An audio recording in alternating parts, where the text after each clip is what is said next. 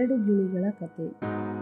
ಒಂದು ಹಸಿರು ಕಾನನದಲ್ಲಿ ದೊಡ್ಡ ಮರದಲ್ಲಿ ಎರಡು ಗಿಳಿಗಳು ವಾಸವಾಗಿದ್ದವು. ಅವುಗಳ ಹೆಸರು ಚಿನ್ನು ಮತ್ತು ಮಿನ್ನು. ಚಿನ್ನು ತುಂಬಾ ಕ್ರಿಯಾಶೀಲ ಗಿಳಿ. ಬೆಳಗ್ಗೆ ಎದ್ದೊಡನೆ ಕಾಯಿ, ಹಣ್ಣು, ಕಾಳುಗಳನ್ನು ಜಮೆ ಮಾಡಿ ತನ್ನ ಗೂಡಿನಲ್ಲಿ ಇಡುತ್ತಿತ್ತು. ಮಿನ್ನು ಮಾತ್ರ ದಿನವೆಲ್ಲ ಆಡುತ್ತಾ ಆಟ ಆಡುತ್ತಾ ಕಾಲ ಕಳೆಯುತ್ತಿದ್ದ. ಒಂದು ದಿನ ಚಿನ್ನು ಮಿನ್ನಿಗೆ ಹೇಳಿತು, ಶೀಘ್ರದಲ್ಲೇ ಮಳೆಗಾಲ ಬರುತ್ತದೆ, ನಾವು ಆಹಾರ ಜಮೆ ಮಾಡೋಣವೇ? ಮಿನ್ನು ನಗುತ್ತಾ ಹೇಳಿತು, ಎಷ್ಟು ಚಿಂತೆ ಮಾಡ್ತೀಯಾ? ಕಾಡು ತುಂಬಾ ಆಹಾರ ಇದೆಯಲ್ಲ, ನಾವು ಈಗೇನು ಕೂಡಿಡುವ ಅವಶ್ಯಕತೆ ಇಲ್ಲ.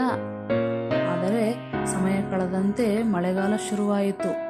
ಬಿರುಗಾಳಿ, ಮಳೆ, ಸಿಡಿಲು ಎಲ್ಲವುಗಳಿಂದ ಕಾಡಿನ ಹೊರಗೆ ಆಹಾರ ಹುಡುಕುವುದು ತುಂಬಾ ಕಷ್ಟವಾಯಿತು. ಮಿನ್ನಿಗೆ ಆಹಾರವಿಲ್ಲದಂತಾಯಿತು. ಚಿನ್ನುವಿನ ಗೂಡಿನಲ್ಲಿ ಸಾಕಷ್ಟು ಆಹಾರ ಇದ್ದುದರಿಂದ ಅದು ಸುಖವಾಗಿತ್ತು. ಆದರೆ ಮಿನ್ನು ಹೊರಗೆ ಹೋಗಲು ಸಾಧ್ಯವಾಗದೆ ಹಸಿವಿನಿಂದ ಅಳಲಾರಂಭಿಸಿತು. ಕೊನೆಗೆ ಮಿನ್ನು ಚಿನ್ನುವಿನ ಗೂಡಿಗೆ ಬಂತು.